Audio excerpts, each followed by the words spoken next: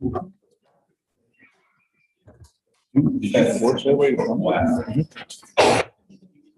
back to the police.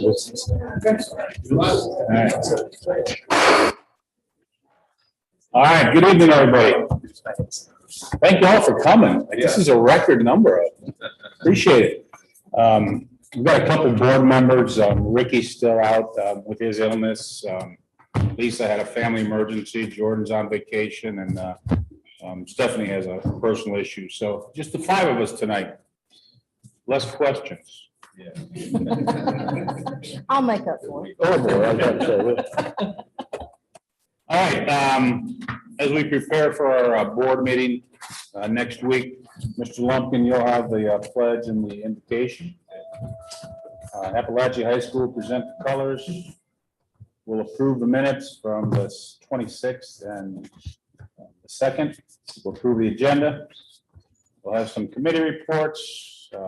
Stephanie will talk about our clean school visits, clean school and safety visits now. Superintendent will have several recognitions. We may or may not have any visitors. I think we have a request right now. I think we have one in the works, yeah. Okay. Dr. Green. Yes, so the communications report is there for your review, and also just to let you know that Monday was the 20th day of school, so we did our 20th day student count, and we're getting closer to that 15,000 student mark at 14,846, and that's there for you to review as well. If anybody's got any questions about either of those, I'll be happy to try to answer them. Otherwise, that's all I have. Thank you, sir. My first question is, what's your estimate on how many we're gonna finish the year with? Finish the year. Yeah, with. what percentage? I believe that we will hit 15,000 at some point during the year.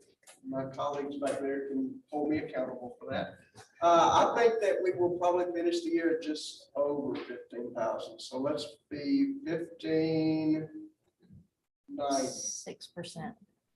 Hmm? 6% year over year, Yep. probably. That's just off the top of my head. I didn't put any proof on that. So that's your block on the pool, then. You got it. That's it. All right, Ms. Houston. Good evening. I have our invoices between 10 and 24,999 for August 2022. The first one is TRA Inc. Paid out of the general fund, $10,756.92. It's for our school funds online annual license renewal. That's our finance software for our bookkeepers, and that is district-wide. Our Charter System Foundation was paid out of the general fund $10,000 for our charter system support for fiscal year 2023, and that's district-wide. MBM window cleaning was paid out of the general fund $20,120 for window cleaning, obviously, district-wide. Dell, we paid out of capital projects $14,040 for 20 computers for our computer lab here at the PDC. And the last one is Blackboard Inc. Paid out of general fund $21,300, and that's for a mass notification system district-wide. Any questions? Thank you. Thank you. Mr. Pearl.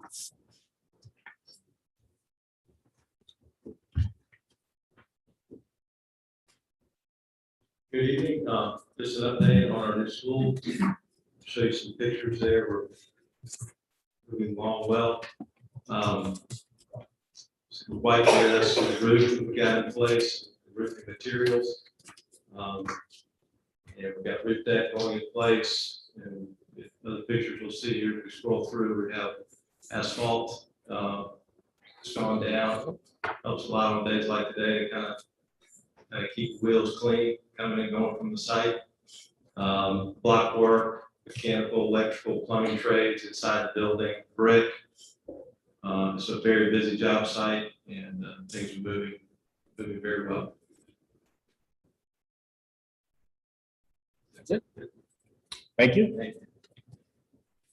Dr. Moulton. I don't have items under new business. And Ms. Beggs. Nothing at this time. Okay. We'll move on to the consent agenda.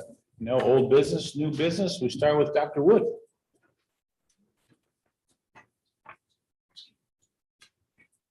Good evening, and I slide tonight to give you just a little bit of a highlight. I figured I would take the opportunity to give you a little review of CTAE, a year in review, and some highlights before I get into my annual budget.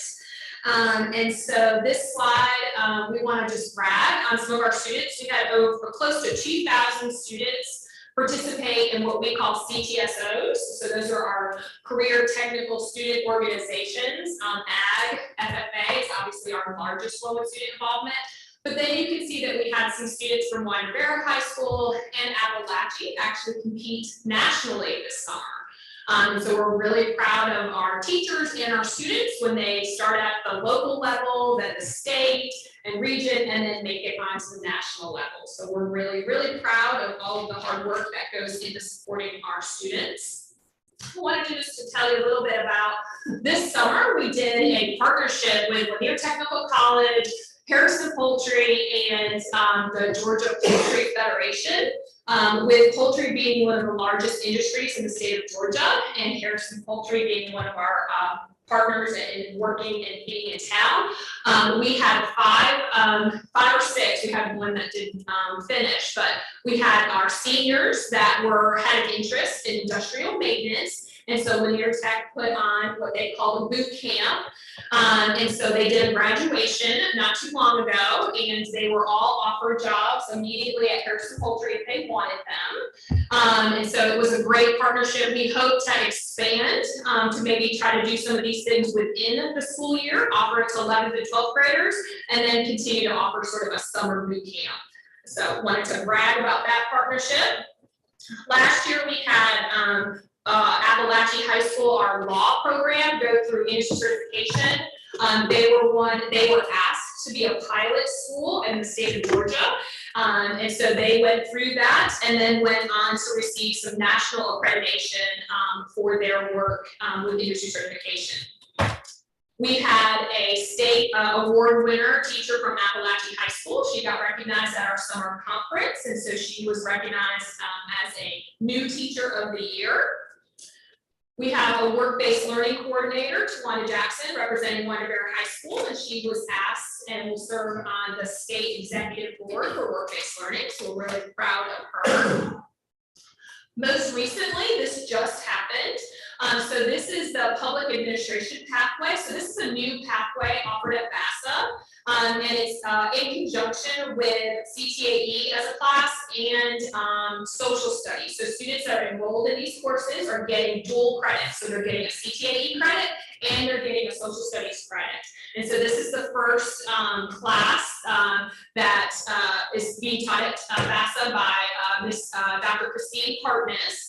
And we actually had some DOE folks. We had Dr. Barbara Wall come and some of the other representatives from the DOE, and State Superintendent Woods is coming in December to visit this class and to hear about the program. We are one of just a few schools, I would say around 10, that are actually even doing the pathway. And so students are getting exposed to American government and civics, federal and state issues, local and state issues, which also incorporates personal finance and econ. We, not on the slide, but wanted to brag about the fact that we are also partnering with the Northeast Georgia Healthcare System, Lanier Tech. And so there'll be a press release coming out that we received some what they're calling gear funding for us to start a CNA pilot program. And again, we're only one of 10 school systems and technical colleges in the state to be partnering and hosting these CNAs. So we're really excited about that partnership with Northeast Georgia. And then want to brag about the fact that we're going to receive our economic development partnership. So we applied for that and worked towards that last school year. And so we will be recognized at the state economic development conference in a couple of weeks. So really excited about all the work that's been happening in CTA this past year, which then leads us to our annual budget. So just want to share with you that we have 66 CTAE teachers this year, and we offer them in 31 different pathways. So we get state funding and we get federal funding. And so Perkins is our federal funding, and we'll be receiving $154,000 for our federal Perkins this year. Perkins Plus is also a federal program, and we use that to pay for our state assessments that our students take at the end of their pathway. So we get $20,000 for that. We get state grants that support our teachers that work extended day. So those are the teachers that are supporting our student organizations. We have a couple of folks that are on extended year, and so they use that time in the summer to work on job site development and recruitment.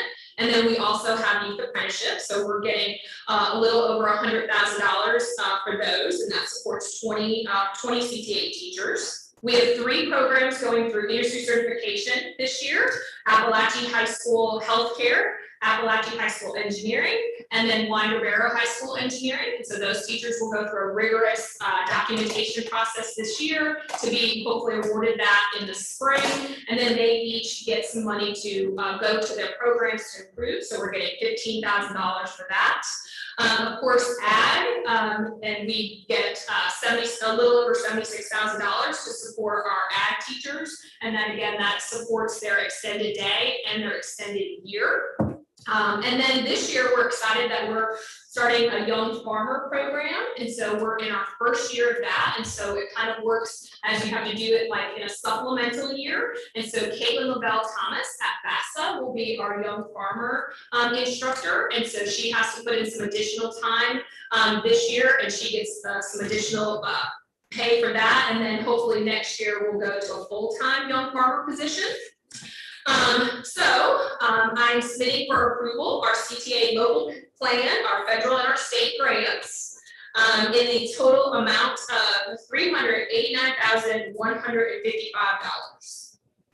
And if you have any questions, it's also there. That comes from the state when they give us our award. Any questions for me? Questions, everybody? Consent agenda? Yes. Yes. Thank you. Good All right. stuff. Thank Thanks. you. Thank you. Sammy Wright.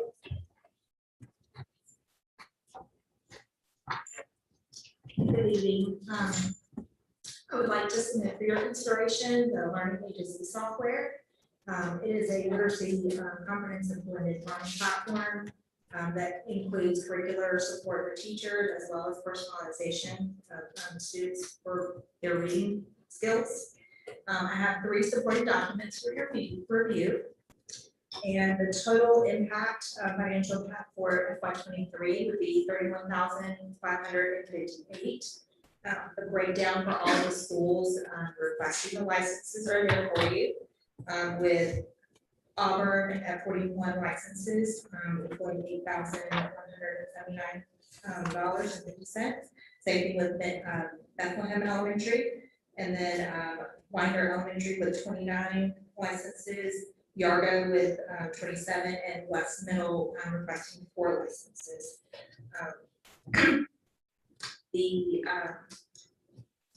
With this information, the recommendation is that the superintendent authorizes the purchase of Learning Agency software. The term of the contract is typically a year.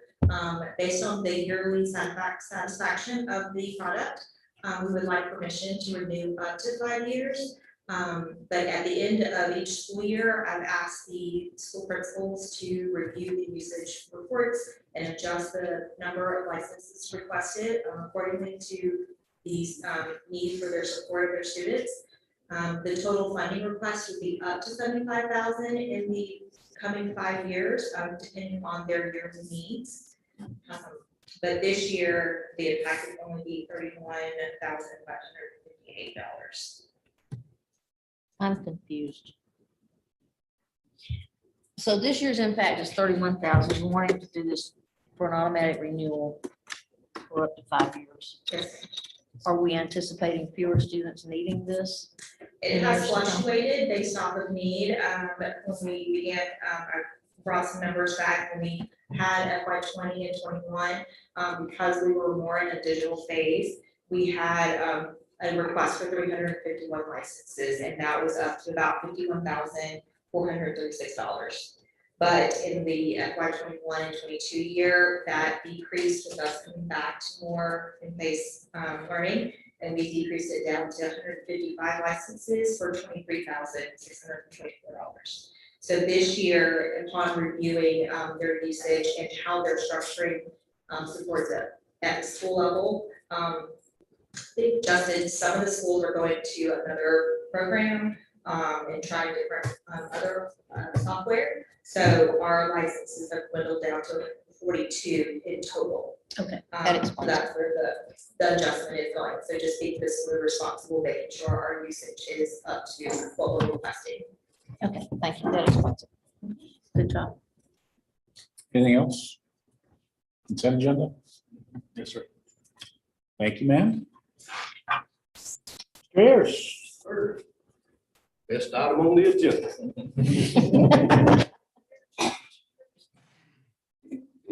All right. This is our bus, got an RFP out for a bus AC retrofits. Superintendent recommends the Leo thermal bus for AC retrofits. Funding will be splosh ESSER funds for the purchase of the kits and installs. Expenditure amount of each bus is $12,111 for up to 100 units over a 2-year period, at a total out of $1,211,100. But we did over 2 years just to stretch it out. Actually, the strategy is going to be to look for bus replacement versus, that's why I said up to and not specifically 100. I would prefer not to do everything in complete duplicates of units. But anyway, bid was sent out 200 to 286 vendors on the Georgia Procurement website. It was also put on Barrow County's website as well. The Leo put the lowest bid in by a margin of about $12,000 per bus. So that was kind of a no-brainer on that part. They may actually make the kits, so they're able to do it cheaper with the labor and all that without the middleman market and stuff. So that's why we checked. So how many buses do we have total? In the fleet, Mhm. we have 200 buses. So this would cover all the 200 that we currently have, and then going forward, we're just gonna have that as part of the package when we buy the bus, right? No, what we're gonna do, some of our fleets on, we don't want to retrofit everything, it's just too expensive, and some of the kits are not available for those. The older buses. So we're gonna stay on the higher end year models and just work our way down, but we're also gonna keep continuing to look at bus purchases and stuff to try to catch it. We're just gonna try to meet them, but really be better to buy new buses than they see already and stuff, so. 100 buses. So it's 100 buses, and we intend to, over 2 years, add air conditioning to all of those that are actually working on a daily basis. Is that right? Okay, thank you. Anything else? And they'll guarantee that price for 2 years?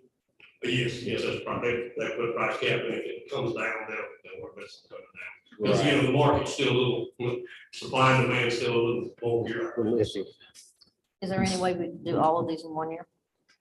That would be difficult. Just, like I said, if we try to do all of them in 1 year, I'm really relying on next year's SPOS, because I don't have no SPOS right now. So Okay, that's fine. just being financially pragmatic on that. Okay, that's good. I just want the bus air conditioning. Consent agenda? Be nice. Yeah. Thank you, Yes, sir. Thank you. Thank you. Mr. Edwards, welcome. Thank you. So first thing up, Chromebooks are being sold for multiple schools and departments. We posted an RFP with 18 vendors responding. Due to ongoing issues arising with technology, in addition to the preferred model, vendors were asked to provide 2 additional models. Both vendors responded. Dell of Round Rock, Texas, was able to provide a response. The preferred model has done similar business with the district and is not the person listed in the standby database. Chromebooks are being purchased for the following schools and departments. Kennedy is getting 75, and Morris 60. CTAE is purchasing 120, and we're buying 246 of the Bassett pods for a total of 501 units.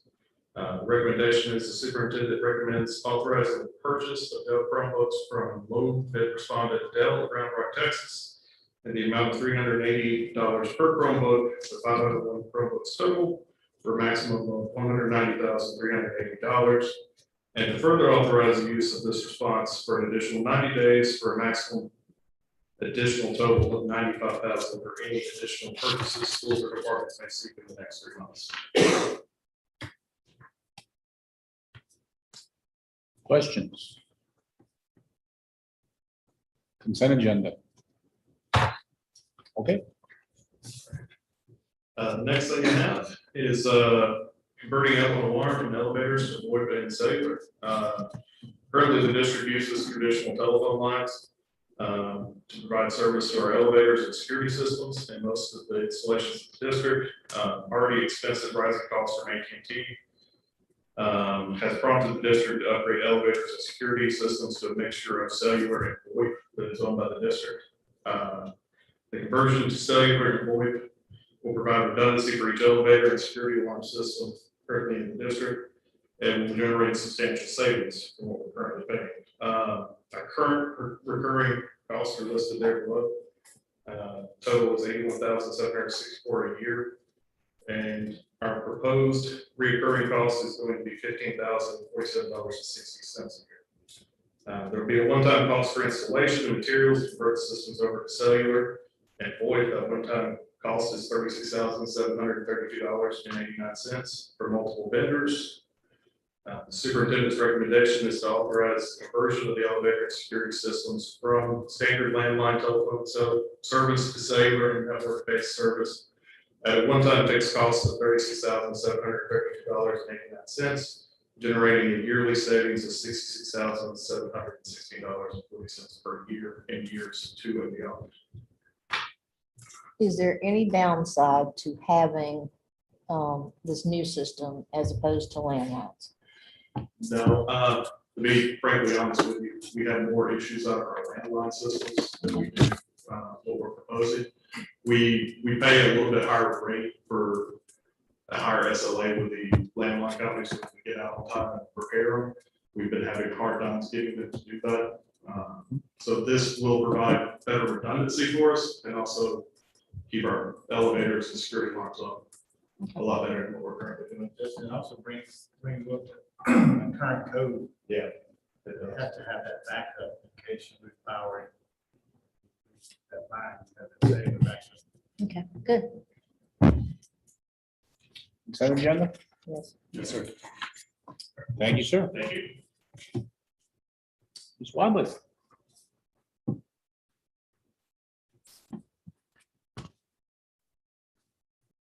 Good evening, everyone. How are you? Good. We have a little inside joke over here about my water bottle. So y'all, please bear with me. I have quite a bit for this evening. You're gonna need the water, right? Yeah, I know. I anticipate needing a sip in a minute here. So what I'm gonna be starting with today is for the consent agenda is a contract proposal for Stepping Stones Group LLC. And they were formerly known as Cobb Pediatrics. That's why you see that there at the top.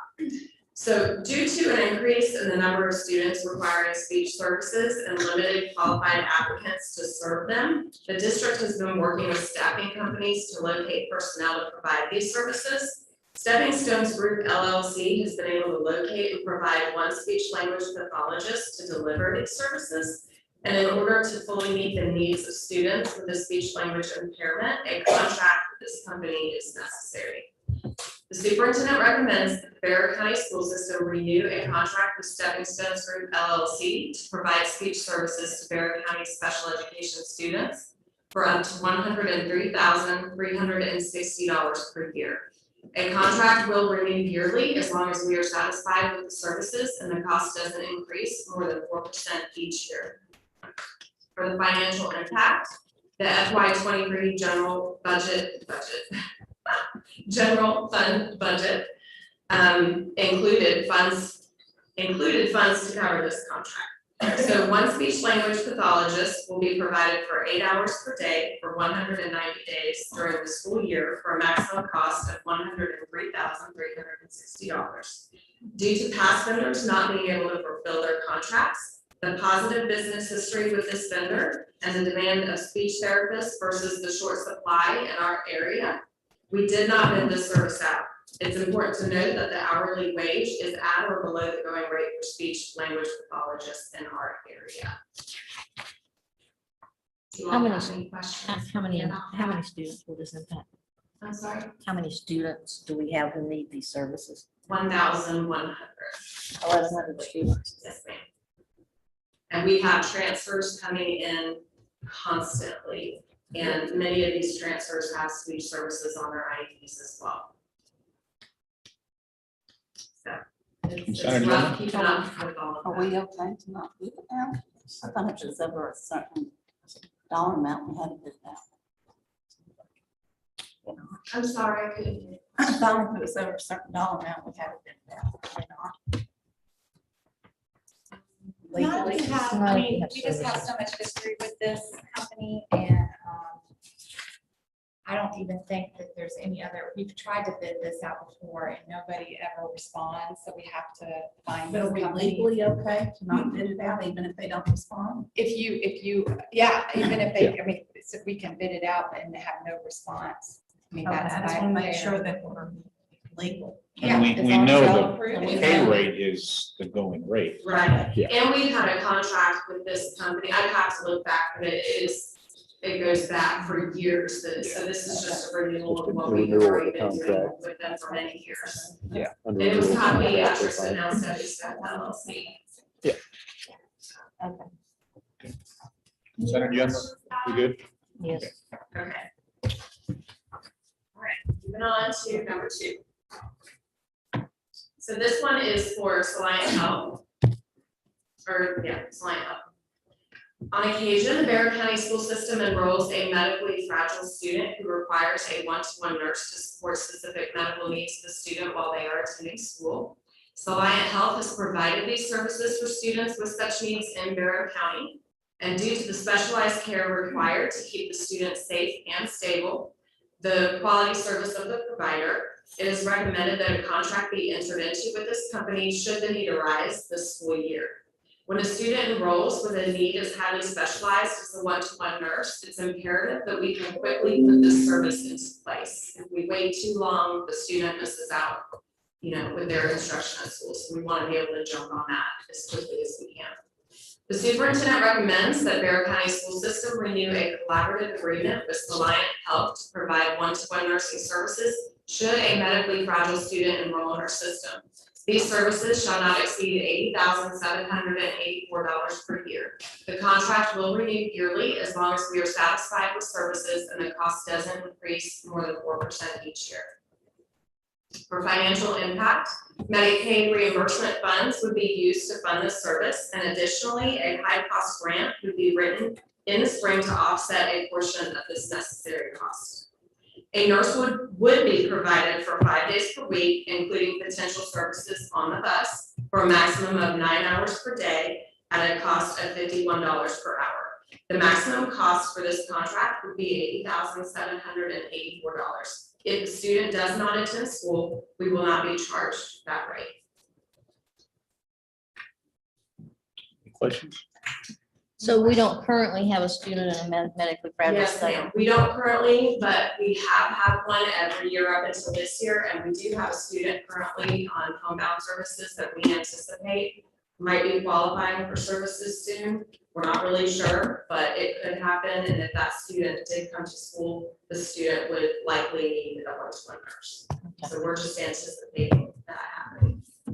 And so if we ended up with 2, If we end up with 2, then yes, we would have to go back to the drawing board. I wouldn't anticipate that happening at the exact same time. That hasn't happened in the past, but that's a good question. Any other questions about Salient Health? Consent agenda? Yes. Next. This one is for Let's Talk Speech Therapy. A local education agency must expend a proportionate share of federal funds on equitable services for parentally placed private school children with disabilities. And in Georgia, homeschool children are treated as private school children regarding special education. In order to fully meet the needs of private and homeschool students requiring these services, a contract would need to be renewed with Let's Talk Speech Therapy in order to secure a certified speech language pathologist to provide evaluation and speech services to these students. The superintendent recommends that Bear County School System renew a contract with Let's Talk Speech Therapy to provide speech services to Bear County students who qualify for special education services but attend private school or are homeschooled for up to $37,500 per year. The contract will renew yearly as long as we are satisfied with the services and the cost does not increase more than 4% per year. For the financial impact, the FY 2023 budget included funds to cover this contract through proportionate share funds. The speech language pathologist will be provided for 16 hours per week at a cost of $70 per hour. The maximum cost for this contract will be $37,500.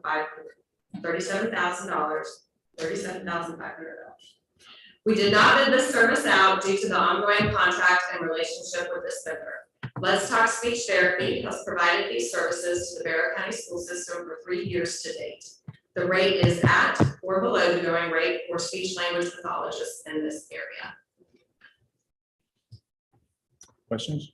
So I have a question. You're saying that if these kids are in a private school, Yes. the public school system has to fund this? So the federal funds that we get from IDEA, we are legally obliged to, there's a formula where we have to figure out how much money of those designated federal funds that we receive go to private school children who have disabilities. So what we do from there is we meet with homeschool parents, we meet with the private schools, and we have discussions about what their needs are.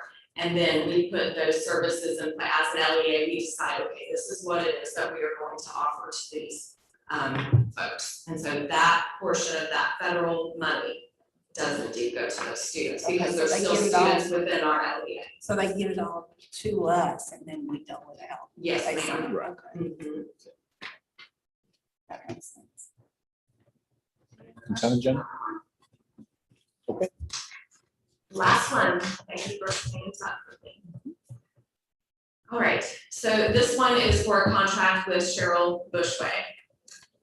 In order to meet our child find obligations under the Individuals with Disabilities Education Act and due to the continued high enrollment of preschool students requiring evaluations to assess their need for special education and related services, a certified school psychologist will be required to complete such evaluations. Ms. Bushway is a veteran school psychologist who retired from the Bear County School System and has contracted with the system twice since her retirement. In order to fully meet the needs of preschool students requiring these services, a contract with Ms. Cheryl Bushway is necessary. The superintendent recommends that Bear County School System enter into a contract with school psychologist Cheryl Bushway to provide evaluation and report writing services for Bear County special education preschool students for up to $30,000 a year. The contract will renew yearly as long as you're satisfied with the services and the cost doesn't increase more than 4%. Financial impact, the budget, we have the funds were in the budget to cover this contract. And school psychologists will be provided for a maximum of 19 hours a week and $300 per case. The maximum cost for this contract would be $30,000 per year. We did not bid this service out due to the ongoing contract and relationship with this vendor. The rate is at or below the going rate for school psychologists in this area. Questions? How many children do we currently have using this service? There is, and I did not bring my copy, there we go. So that shows how much our evaluation needs have progressed over the year. I can't see that last one, I think it was 147. Okay. But it's definitely. So for $30,000 a year, we've got 146 students that are basically using these services at some point during the week. Is that right? So this school psychologist would participate in the evaluation process and helping to write this evaluation reports, determining whether or not the students qualify, and then services, what the services would be after that. Okay. Thank you. Does that money, since it's preschool, come from the preschool lottery, or is it coming out of local? Where's the funds coming from? The funds would come from our flow through. Special ed. IDEA funds. Yeah, IDEA. The special ed funds. Mhm. Yes, ma'am. Consent agenda? Okay, Okay. thank you, appreciate Thank you it. so much. Thank you. Ms. Trump.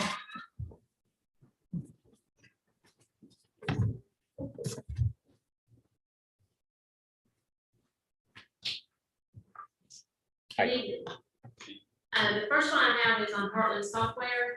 The superintendent recommends the acceptance of Heartland School Solutions in the amount of $25,210.20 as our software support company. Heartland is the sole source provider for our software. And attached, you'll see a sole source letter. And our annual price is increasing due to inflation. Questions?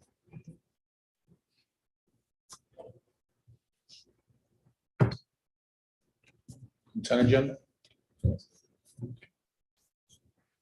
next one, the superintendent recommends the acceptance of National Food Group Incorporation as a food vendor for Barrow County. The nutrition department has had issues for the past year receiving breakfast food items. Our breakfast manufacturers, as General Mills, Kellogg's, and Pillsbury, are experiencing shortages with raw materials, packaging, and labor. And because of these issues, we've had many food shortages for the past year. And as you're all aware, last spring, we had no bids for our main food distributor. And before we connected with Gold Star, our distributor we have now, myself and the 6 other nutrition directors worked together trying to think outside of the box for ways to receive food for this school year. And we spoke to many of our food manufacturers and they said direct shipment is the way to go. So last May, we met with Northeast Georgia Food Bank in Clayton. And they have a large facility with 32,000 square feet freezer, a 27,000 square foot cooler, and over 120,000 square foot warehouse with temperature control. And we met with our president, explained our situation, and he said he would work with us to have the product shipped to their facility and would deliver it to each of our schools. And they do this because they're in our school districts on a weekly basis with the backpack weekend program, so there's no problem with delivering. And he even said he wouldn't charge us a fee, because he likes to, the people from the community give to him, and he wants to give back out to the community. And so we've had the opportunity to purchase breakfast food items from this national food group and have it shipped to the food bank. And so by doing this, going straight from the manufacturer to us, we're saving $15 per case for a total of a little over $11,000. So that's it we have on that. Is there any questions? So we're purchasing everything we can from them. I mean, that's the extent of what they sell, or do they have other options? That's it. Great job thinking outside the box and making those other connections on that. We have, It's a last tough, spring, tough pull we're right trying now. to find a food distributor. Uh, Anytime we saw a truck that pull up to a restaurant, we sell school Yeah. nutrition. It's very serious. Yeah, it's- We did a lot of stuff on Google, Yeah. searching items or searching distributors. Doing a little reading on it. It's a national Yeah. issue. It's huge. Not just us, yeah, it's across the country. Good way to try to combat it. Thank you. Thank you. Consent agenda? Yes. Thank you. Thank you. Ms. Houston, I'm going to yield Mr. my time Owens. to Tom Owen. All right. Hello, Tom. Hello, good to see you all. Good to see you. You sort of had a theme from folks who've spoken so far about just making small improvements, and eventually those things will add up. So this is keeping in that same vein.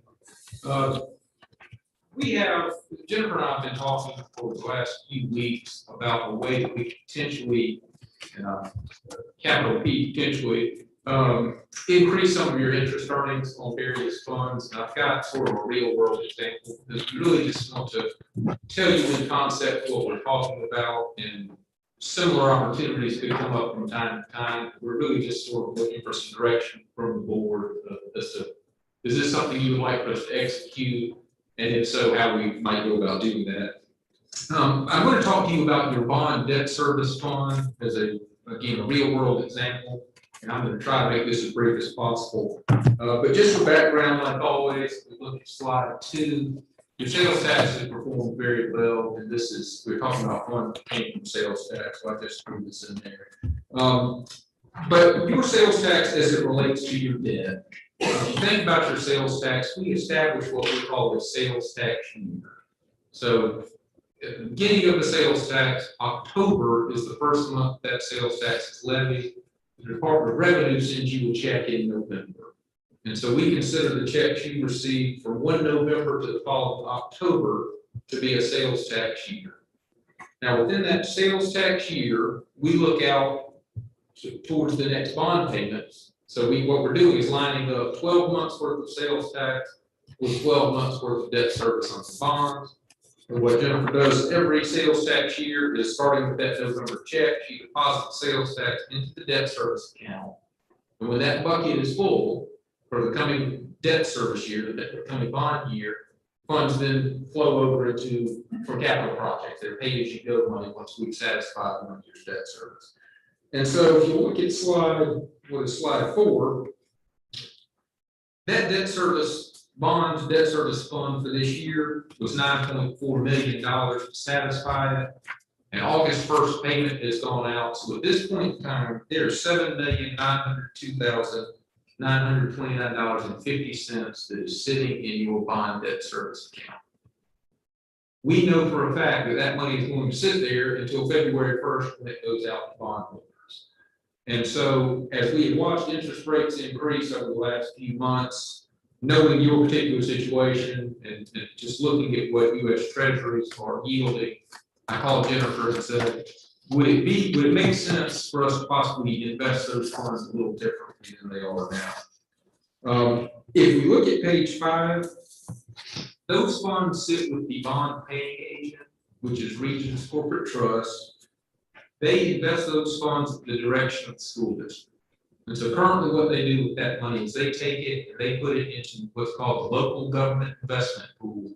It's titled Georgia Fund 1. It's run by the State Department of Treasury, and it amounts to a governmental money market account. And so it's a variable rate investment. The school district can, by both state law and under the terms of your bond resolution, invest in a number of things, including a direct investment in U.S. Treasuries.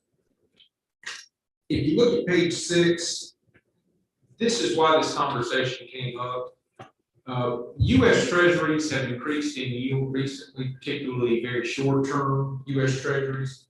And so you can just see on this chart, this is a 3-month U.S. Treasury as of yesterday's close, was yielding 2.97%. compared to the 10-year U.S. Treasury, which is yielding 3.12. And so the takeaway there is we can almost earn the same rate invested 3 months as we can for 10 years in terms of purchasing treasuries today.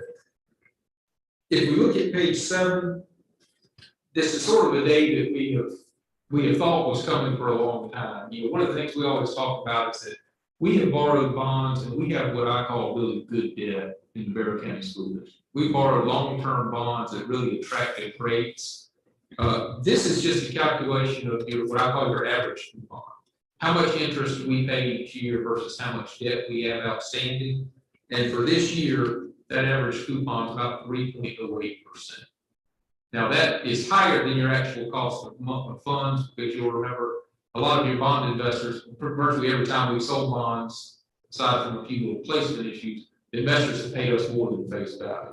So your debt actually doesn't even cost you 308, but looking at an average coupon, 308 is about what it costs us when we look at that debt. Today, if we were to purchase treasuries directly, I think you would net out a rate of about 2.75% through a procurement method that I'll talk about in just a moment. And for comparison, if we look at page 8, I want to compare that to where the funds are currently.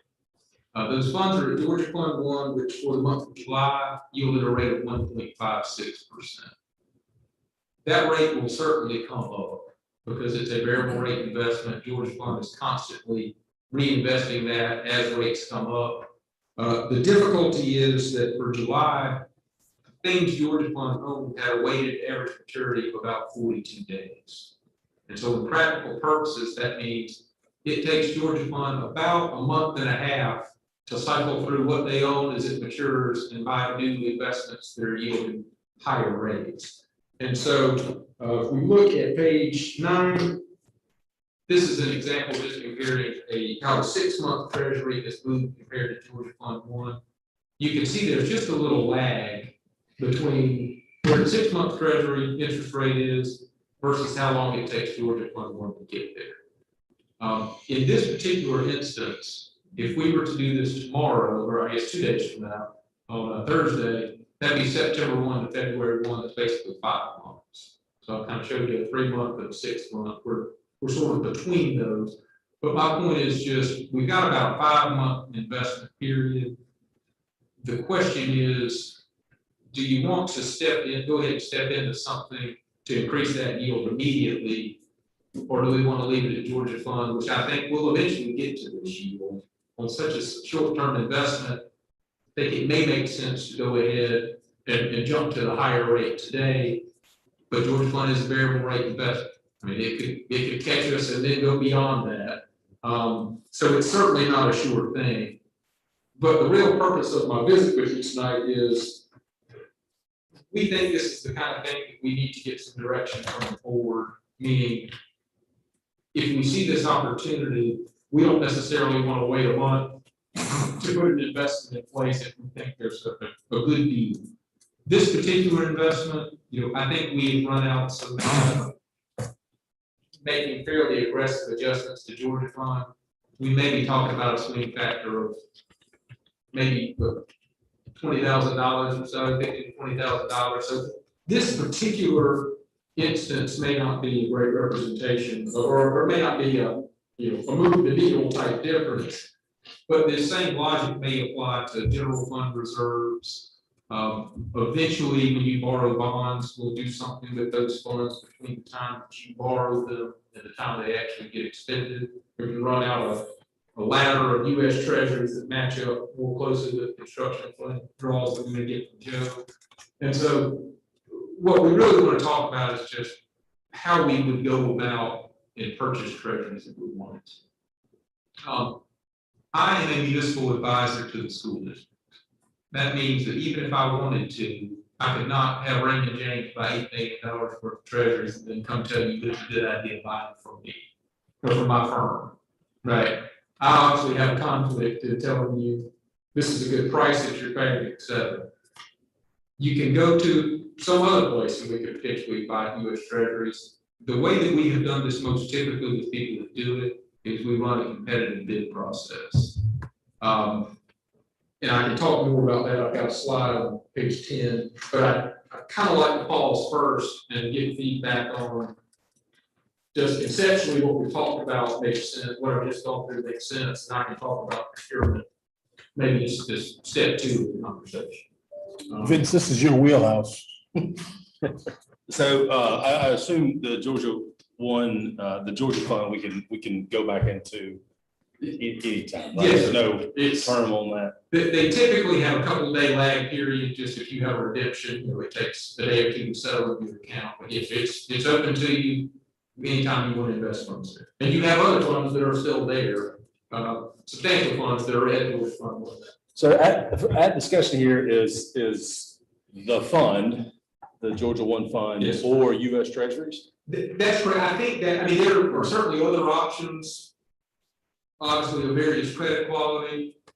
We typically don't see many school districts look beyond treasuries, maybe agencies, but yes, treasuries is, it's pretty easy to run a bid on U.S. treasuries. Sure. So the question you're asking of the board is, if this type of opportunity presents itself, are we okay with buying treasuries instead of investing in the fund? Is that essentially it? I think that's question 1, right?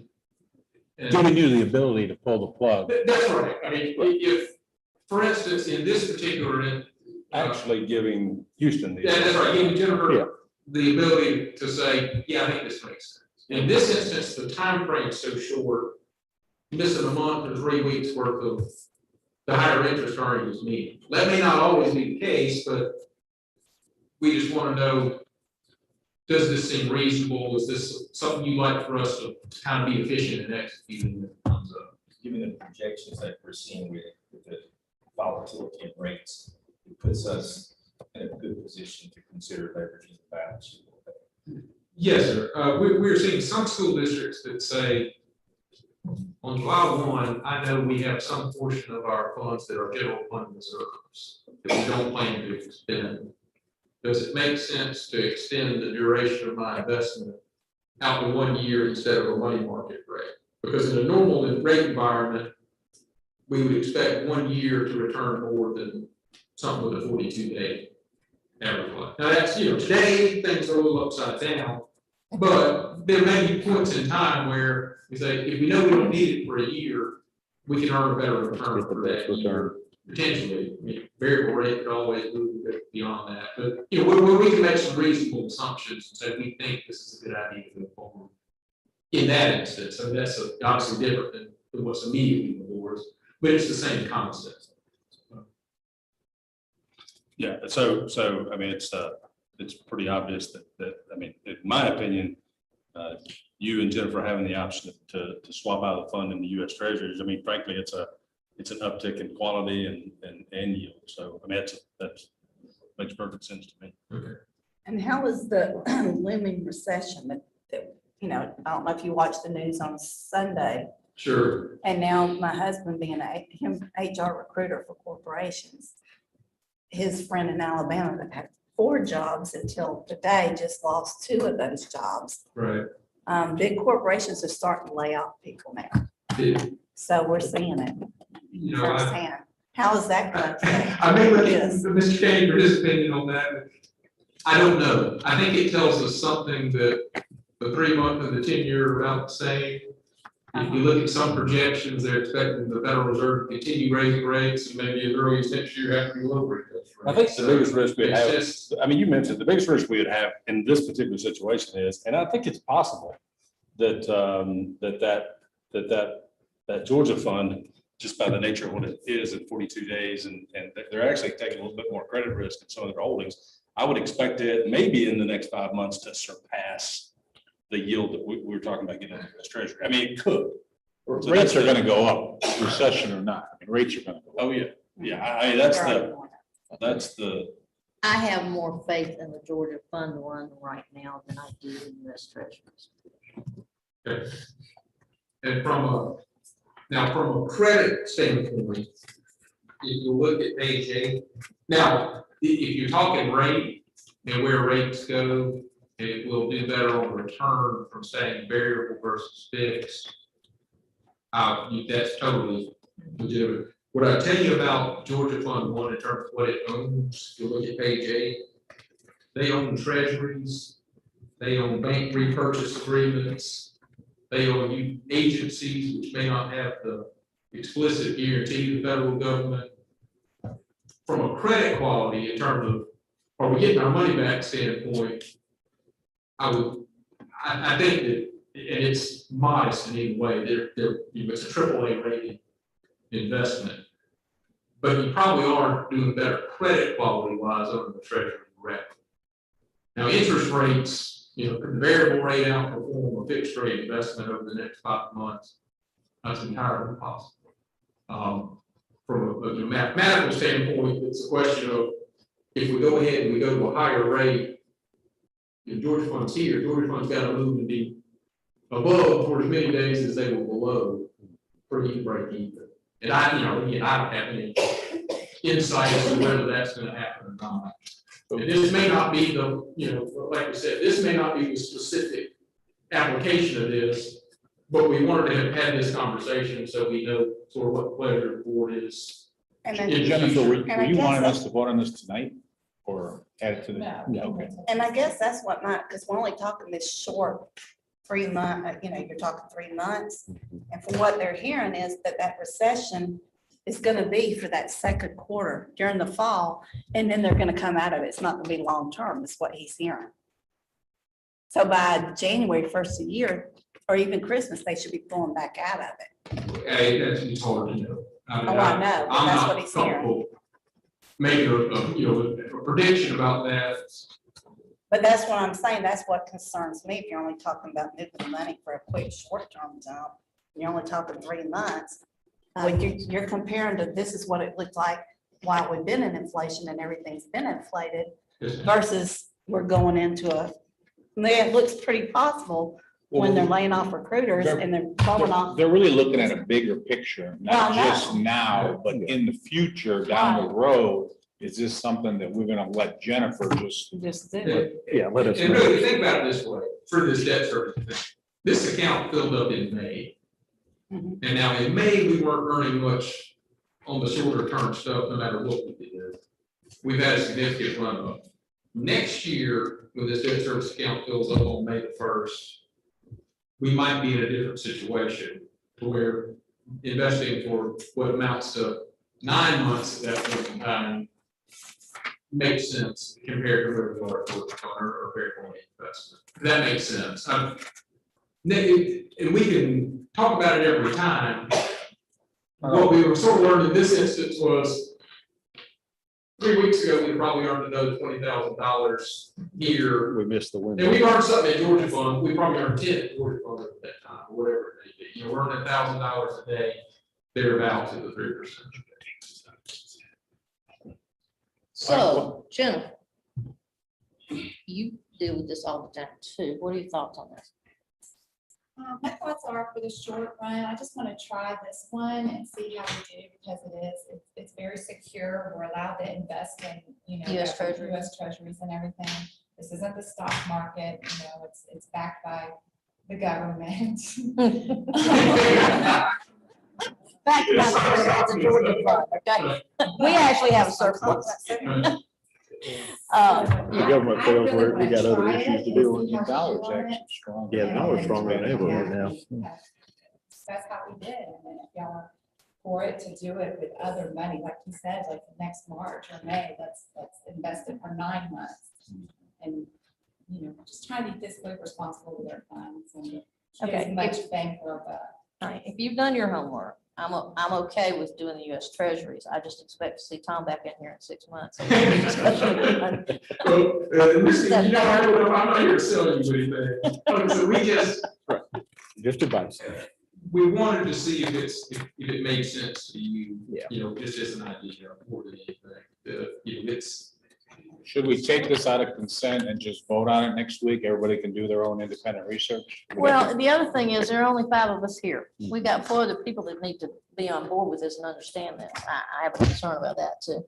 So we'll take this out of consent and have it individual next week. Yeah. Okay. I know I think it's time, I would like to talk about just the procurement method for just a moment, if we could. Just because that's sort of the other question is how do you go about buying US Treasuries?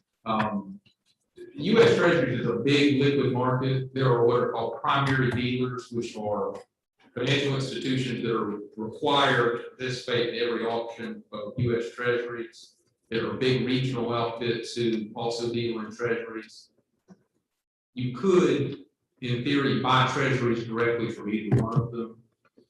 Establishing at any moment throughout the day, if they're selling them to you at a fair price, can be done. But it's sort of a more subjective process, right? Like I said, I couldn't sell them to you directly. What I would propose is that we have a group within Raymond James that handles what we call the Municipal Investment Strategies Group. This is basically all they do is handle bond proceeds and public funds like this.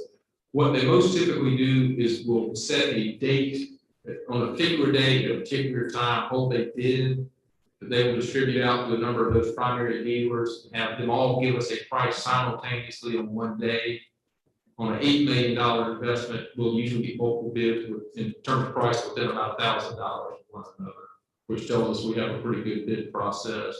And it gives you some cover that we bought $8 million worth of securities and we know we got a reasonable price for those securities when we were buying them.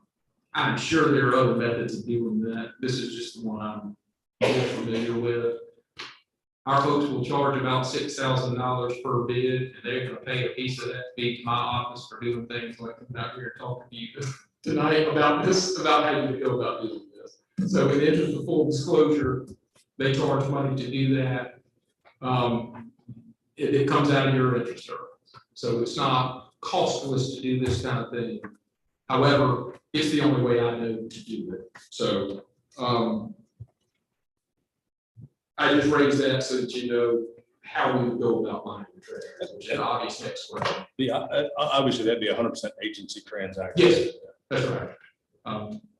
Yeah, we're not at all the principal in that, could be. Again, I'm an advisor to the school district, and we would actually have to have a separate investment advisory agreement that just outlines the scope of what they're doing, which is what it is, and how that process works. But I just, again, that's sort of part two. Is this something that you want to do from time to time, sort of diversify the maturities of your investments a little bit?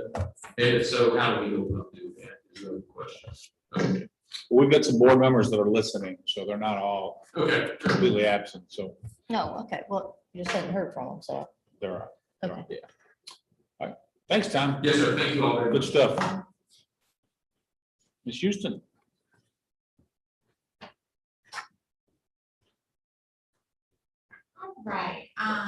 All right, so as the golf industries, we have a problem getting substitute teachers. So what we are doing, superintendent recommends paying our current teachers for covering the classroom during their planning time when there's no substitute available. This is going to cost up to $1.5 million, paid out of ESSER funds. I'm not really sure, how many teachers are going to be absent. So I'm just giving a round number of 1.5 million. I've done some calculations, and this is probably worst case scenario. Currently, we do not have enough substitutes to cover all the absences of our staff. Last year, Mr. Maxwell over at Wonder High School implemented a plan to pay teachers for covering their classes during their usual planning time. We like that plan, and it worked well for him. So this year, we would like to implement that process system-wide. Since this plan requires teachers to do their class planning outside of their regular hours, we would like to pay the teachers $35 per hour during their usual planning period to cover a class where a substitute is not available. Our average substitute bill rate is currently 55% of vacancies. Run that by me again. Our current bill rate for substitutes coming in and subbing for a class. Is only 55%. About 55%. What do we pay them? $110 a day, basically, is that the average? Right, depends on your degree of happening.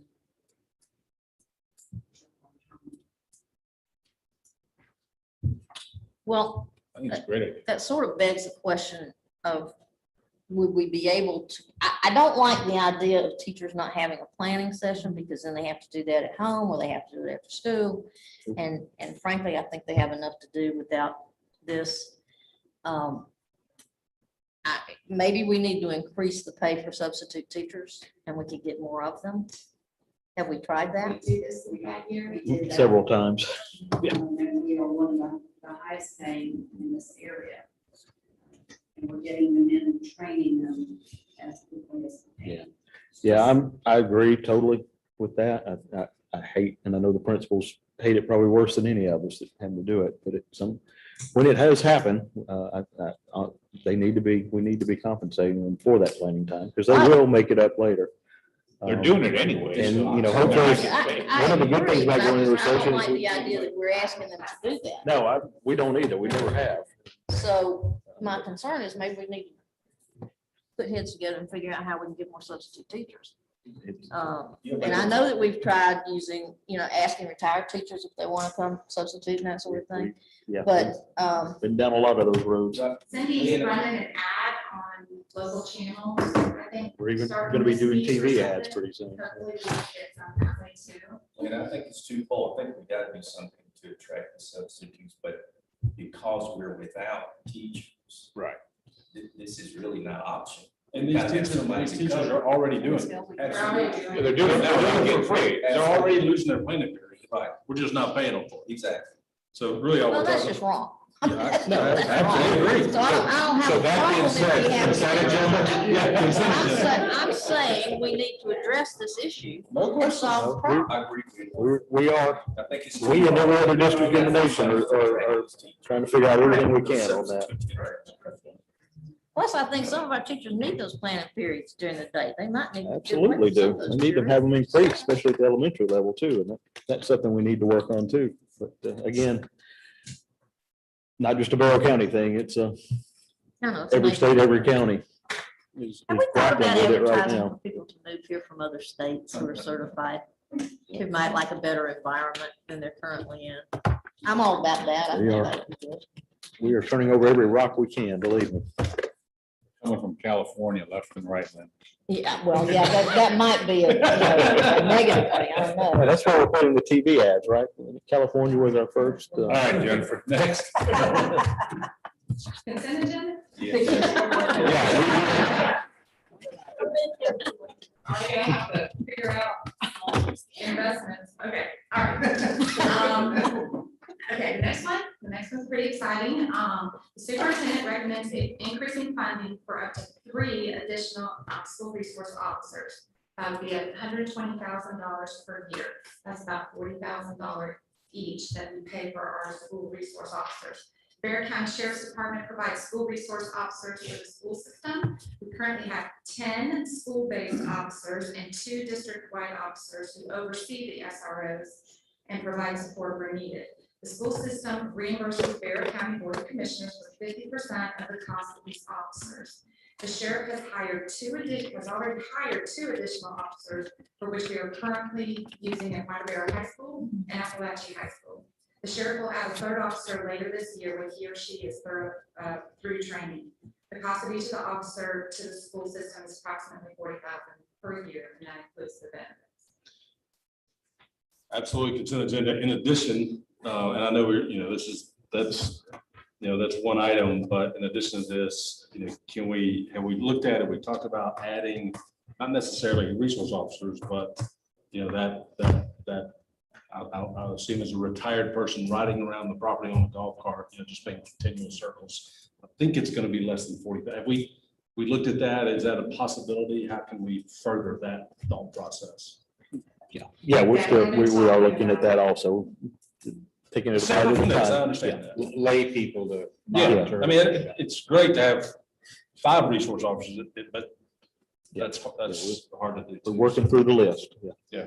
Well, Okay, we thank have, you. I mean, that's a lot of territory to cover too. I mean, for resource officers, these school buildings are not exactly small. Yeah. And we So are blessed. basically, we're saying that we're still paying the 120 is half of what these officers are getting because. 3 of them, yeah. Yeah, okay. Correct. Consent agenda? We are blessed to have such a great relationship with our sheriff in the Barrow County. Thank you, Ms. Hughes. Sheriff's Office. Not every district has it as tight as we do. They do a great job with us. Dr. Moulton? Good evening. As part of our benchmark phonics workshop program for our elementary students for the area of literacy, the superintendent recommends authorizing the purchase of the benchmark phonics workshop program for grades 3 through 5 at Kennedy Elementary School, benchmark writing workshop for grades K2 at Auburn Elementary School, and benchmark writing workshop for grades K through 5 at Statham Elementary. The materials will be used to help teachers deliver phonics and writing lessons. These materials support district and individual school improvement plans, as well as the L4GA, that's the Literacy for Learning, Living, and Leading grant. You have 5 attachments, including a sole source letter. The financial impact for the benchmark phonics would be $96,492. The American Rescue Plan program or the ARC funds will be used for phonics materials at Kennedy, and the L4GA grant funds will be used to purchase the writing materials for Auburn Elementary and Statham Elementary. Are there any questions? Consent agenda? Yep. Yes. Thank you. Dr. Jones. Good evening. I hope you all are doing well tonight. And I feel like you are probably thinking that you're a parent and all these kids are coming and asking you for money. And I am doing the same.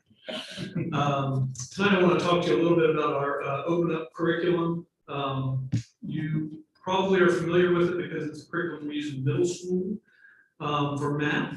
And we are rolling that up into the high school as well, specifically with Algebra 1.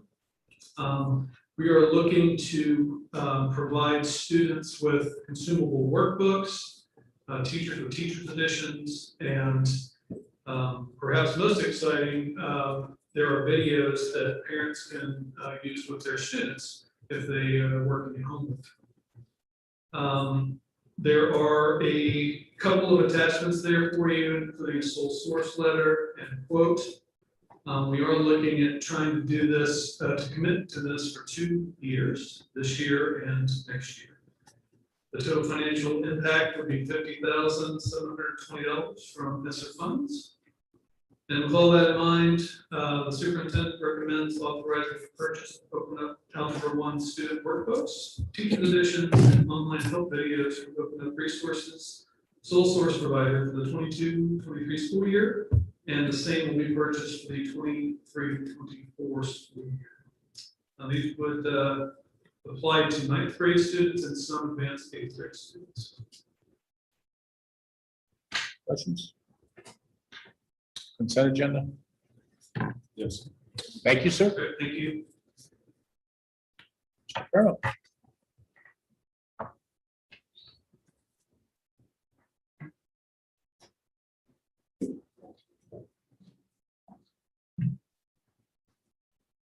Okay, if you recall last month, we brought information to you about our plans to ask for approval on our FY24 capital outlay application.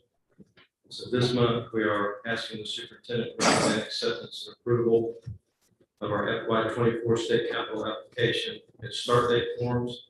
This is for renovation and modification at the elementary school, County Line Elementary School, and construction of Bassett 2. We had a mandatory pre-proposal meeting. We had 5 firm, I'm sorry, that minute.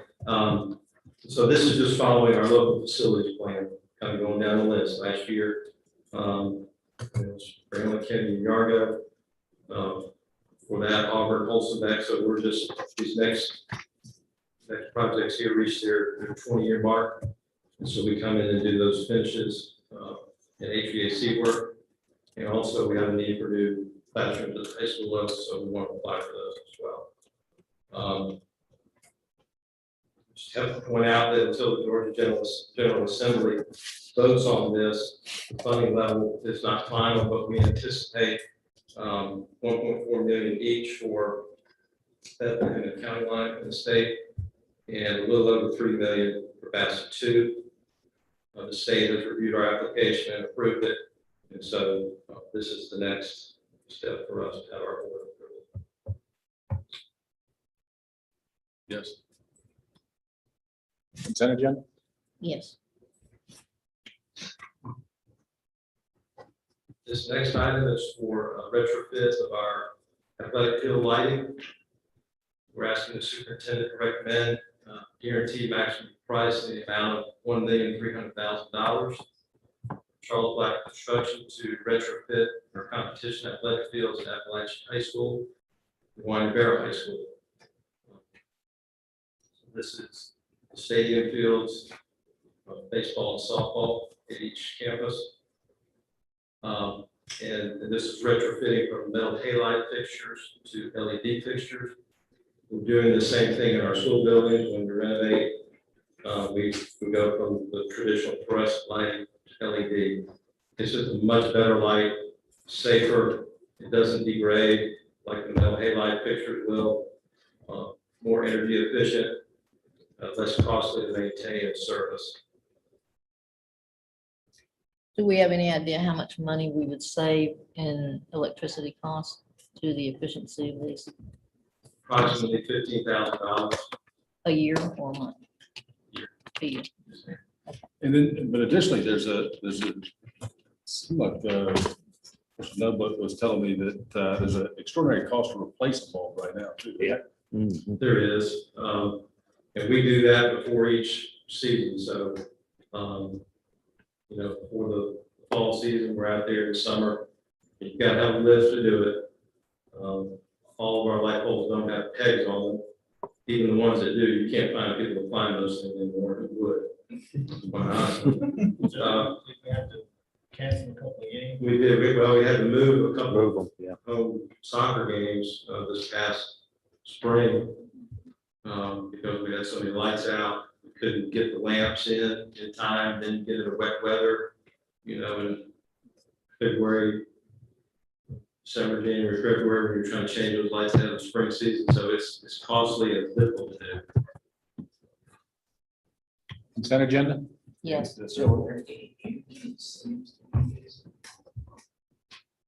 Other than the monthly savings that you approved, there are no rebate programs that we're aware of. Those are available when we retrofit inside the buildings.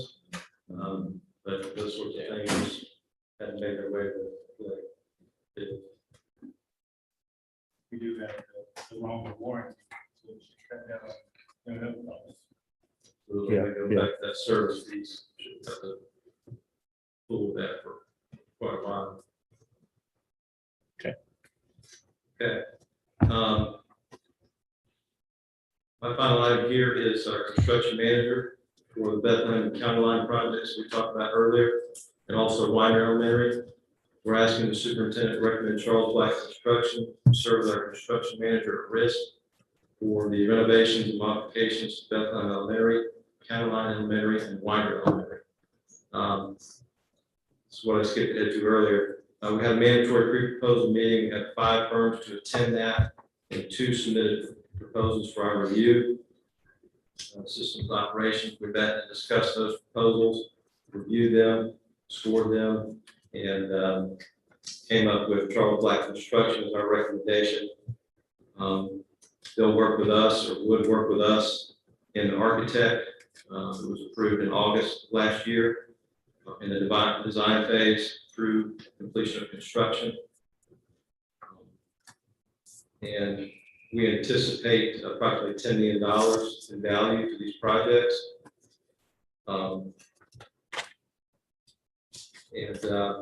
Again, this scope of work for Bethlehem County Line includes paint, ceilings, lights, floors, HVAC. Weiner Elementary, you're thinking, okay, why are we doing something there? This is primarily for classroom audiovisual upgrades, get them in line with all the other schools that we've been renovating over these last several years with their classroom AV package. But we do say other items as needed at Weiner Elementary, if we run into anything else, have construction manager there, we'd like to address some of those things while we're there, so. Consent agenda? Okay, thank you, sir. Thank you.